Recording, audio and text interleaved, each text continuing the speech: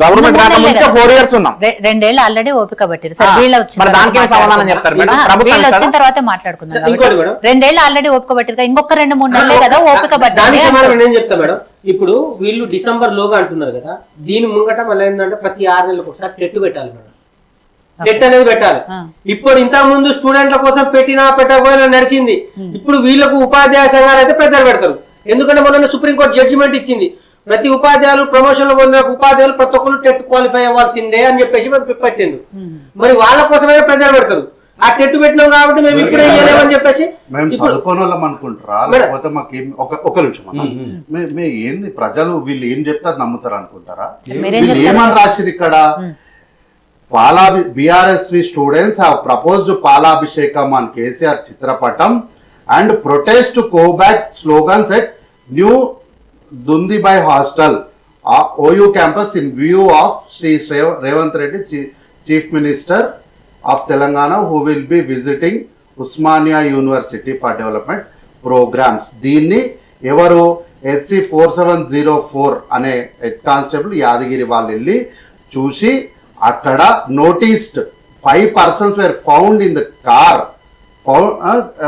hostel in the 4-wheeler, ఆ number రాసి issue go back slogans. వీళ్ళు ఏం చెప్తుంది? ప్రజలు నమ్ముతారా అనుకుంటారా, లేకపోతే చదువుకోలేదు అనుకుంటారా? మీరు చదవండి పొంది మీ ఎఫ్ఐఆర్ ఏం రాసి ఉందో వాళ్ళు చెప్పిన దానికి అక్కడ రాసిన దానికి ఏమైనా సంబంధం ఉందా? డైవర్ట్ ఏం లేదు. దొరికింది లేదు దానిలో ఫోటోలు ఉన్నాయేమన్నా పెట్టిరా? నేను అదే అడిగింది. కోర్టులో కూడా కాల్ చేసిన కానిస్టేబుల్ వాళ్ళు చూసే చూసింది లేదు, పాడలేదు మేడం, దాని ఏం దొరకలేదు.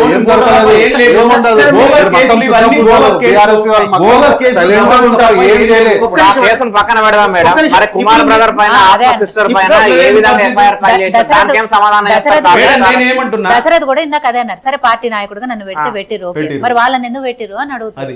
ఇప్పుడు ఇంకో విషయం మేడం, గ్రూప్ 1 రిక్రూట్మెంట్ లో ట్రాన్స్పరెన్సీ లేదనేసే జడ్జ్మెంట్ వచ్చింది. ఒకటి మాత్రమే వచ్చింది, వాల్యుయేషన్ మీద మాత్రమే వచ్చింది. ఇంకా జీవో 29 ఉన్నది. అది వస్తే అంటే ఈ లోపే రియలైజ్ అయ్యి మళ్ళీ ఎగ్జామ్ పెట్టండి అనేసి మేము ప్రెస్ మీట్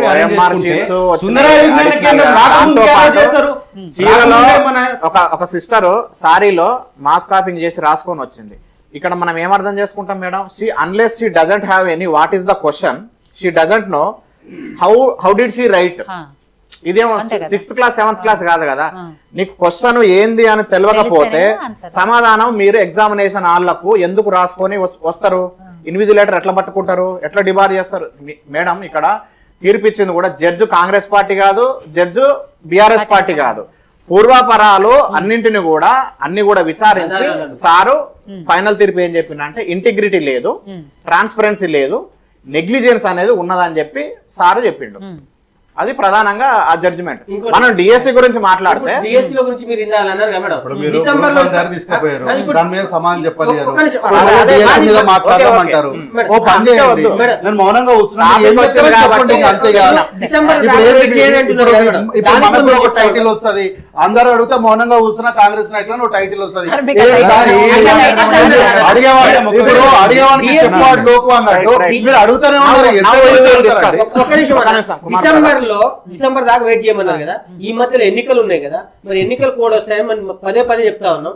ఎన్నికల కోడ్ ఇప్పుడు జూబ్లీహిల్స్ ఎన్నికలు వచ్చినా కూడా మాకు నోటిఫికేషన్ అనేది రాదు. జూబ్లీహిల్స్ నోటిఫికేషన్ వస్తే అన్నగారు గతంలో చెప్పారు ఆ నియోజకవర్గం పరిధిలోనే, కానీ జూబ్లీహిల్స్ అనేది కూడా ఒక జిల్లాలో ఉంది. అక్కడ కూడా నిరుద్యోగులకు సంబంధించిన మన నోటిఫికేషన్ ఇవ్వాలి, దానికి కూడా అడ్డంకియే. మీ మన పథకాల పరంగా అయితే ఆ వరకే వర్తిస్తుందిలే, కానీ నువ్వు ఉద్యోగాలు ఇవ్వాల్సి వచ్చినప్పుడు హైదరాబాద్ జిల్లాకు సంబంధించి మీరు నోటిఫికేషన్ ఇయ్యారా? హైదరాబాద్ జిల్లా పాపులేషన్ ఎంత సార్? ఎంతైనా ఉండాలి. 33 జిల్లాలకు మీకు నోటిఫికేషన్ ఇచ్చినప్పుడు 33 జిల్లాలకు మేలు జరుగుతుంది. హైదరాబాద్ జిల్లా పాపులేషన్ ఎంత? ఎంత హైదరాబాద్ అంటే బహుశా వారు హైదరాబాద్ జిల్లా అంటే పటంచర్ వరకు అనుకుంటారేమో. ఏదైనా రంగారెడ్డి జిల్లా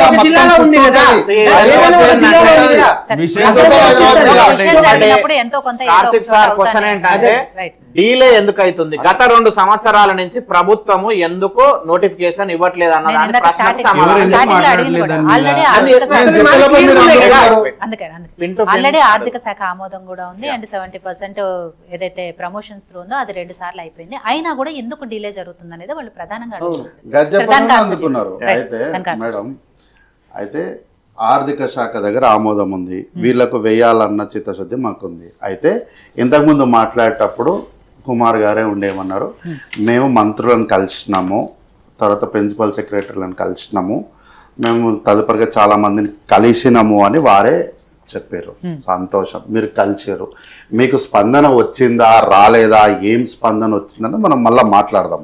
కానీ మీరు కలిసారు. నా ప్రశ్న ఏంది అంటే, ప్రశ్న కన్నా ముందు నేను మాట్లాడుకుంటుంటే ఇంతకుముందు మధ్యలో అన్న ఏమన్నారంటే, ఉపేంద్ర అన్న గారు ఏమన్నారంటే 4 సంవత్సరాల నుంచి మేము ఈ సమస్యను ఎదుర్కొంటున్నాము అని అన్నారు.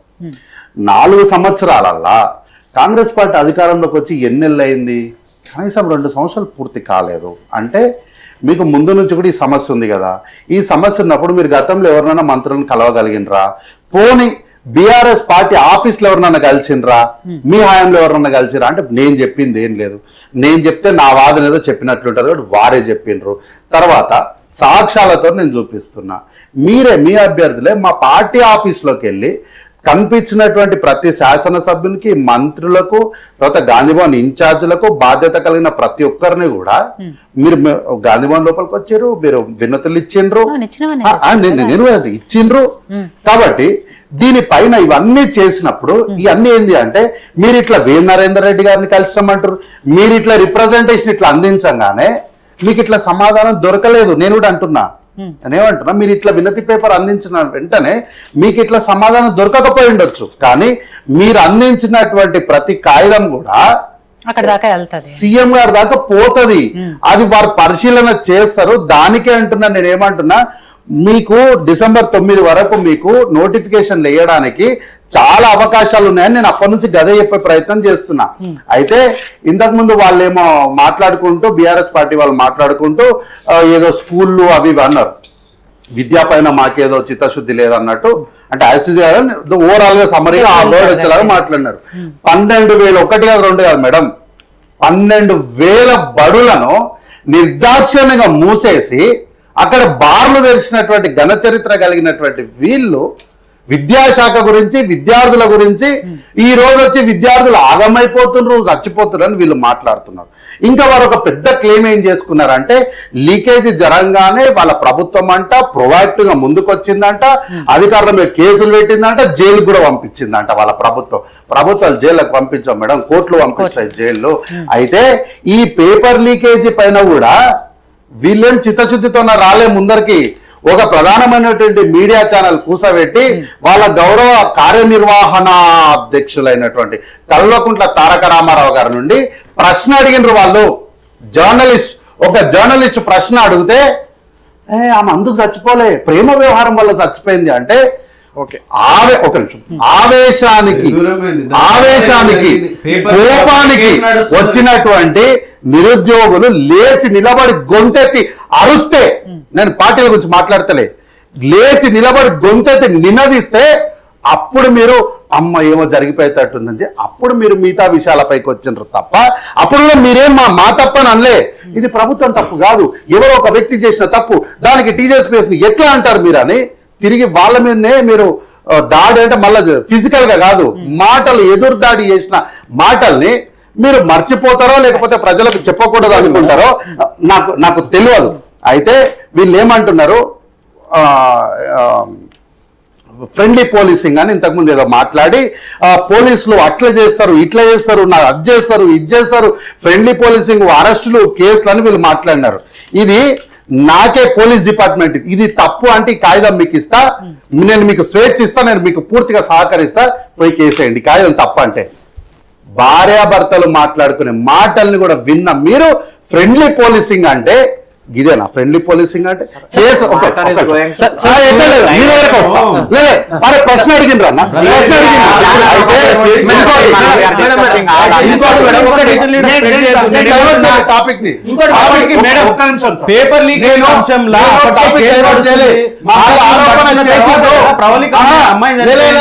నో కాదు కాదు ఒక నిమిషం, నేను టాపిక్ డైవర్ట్ చేయలే, మా మీద ఆరోపణ వేసారు కేసులు అవి ఇవి అని దూరంగా మీరు సమాజం చేస్తే నేను ఆధారంతో చూపించిన ఆధారంతో చూపించిన ప్రవళిక ఇష్యూ కంటే ముందే పేపర్ లీకేజ్ అంశమైంది కదా, మేము ఎక్కడ దాన్ని సీరియస్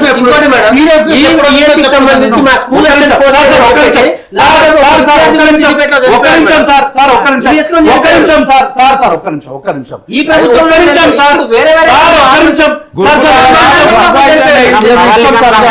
మీ ఇష్టం ఇక చంద్రశేఖర్ ముఖ్యమంత్రి చేస్తామని మీరు అంటున్నారా? ఒక నిమిషం ఆగండి, మీరు అనేకమైనటువంటి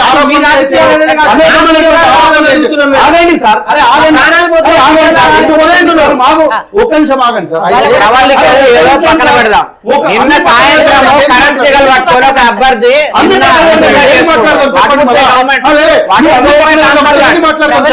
పక్కన పెట్టు. ఆ రోజు జరిగినవి మాట్లాడదాం, ఈ రోజు జరిగినవి మాట్లాడదాం. పొలిటికల్ గా ఉన్నారు కాబట్టి సరే, ఆయన ఒక ఆరోపణ చేశారు, దానికి ఆయన దానికి ఆన్సర్ అయితే ఒక నిమిషం మేడం. అయితే ఏదో 7 హాస్టళ్లు మేము నిర్మాణం చేసేసినాం, బహు గొప్పగా నిర్మాణం చేసినాం, దేశంలో అసలు నిర్మాణం అంటేనే మేము పరిచయం చేసినాం అన్నట్టు వారు మాట్లాడినారు.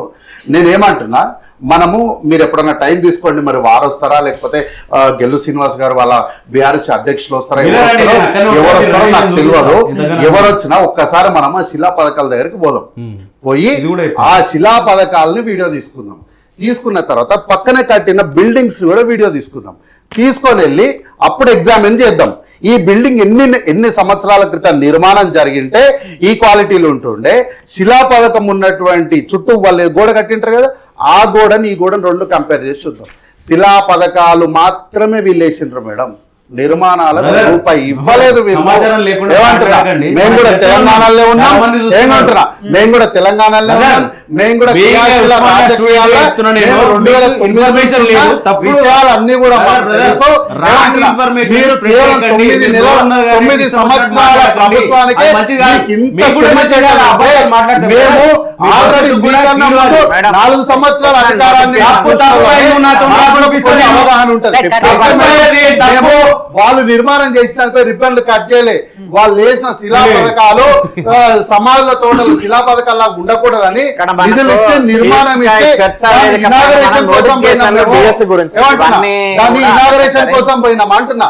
కార్తిక్ సార్ వీరు ఉపేంద్ర గారు నన్ను డైవర్ట్ చేయాలి అని అంటున్నారు కదా, వీరు నిజంగా చిత్తశుద్ధి ఉంటే వారు ఇట్లాంటి ఆరోపణ చేసేటప్పుడే నన్ను ఆపినట్టు వారు అప్పుడే అక్కడ ఆపలేదు. విషయం బయటికి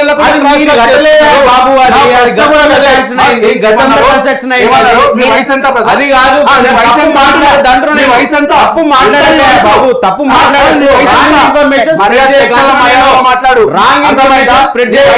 అంతవరకే మాట్లాడాలి.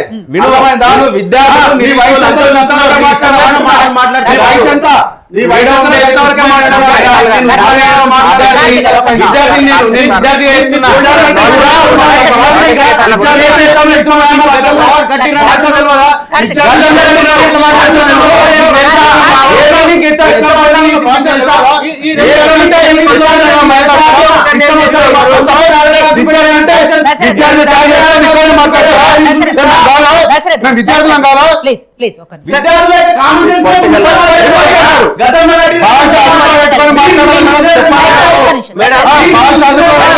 మాట్లాడాలి.